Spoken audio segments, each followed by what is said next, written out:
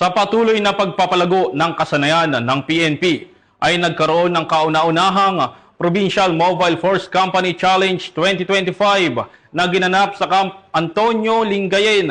Police Master Sergeant Marvin Jake Romero, ibalita mo.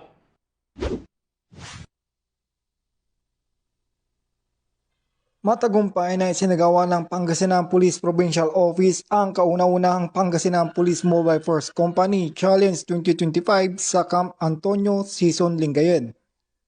Layunin na aktibidad na subukin ang lakas, kasanayan at pagkakaisa ng mga unit ng pulisya sa pamamagitan ng obstacle course, battering ram, mobile pushing, team run, land navigation at endurance firing sa close quarter battle seating.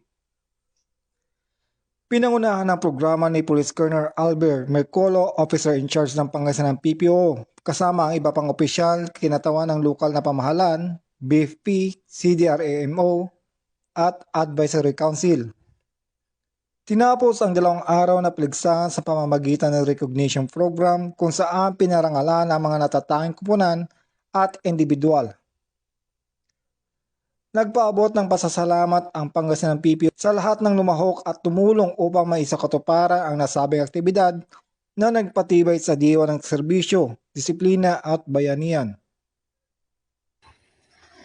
Mula dito sa Ilocos Region, ako yung PNN Correspondent, Police Master Sergeant Marvin J. Romero, alagad ng batas, tagataguyod ng balitang pulis.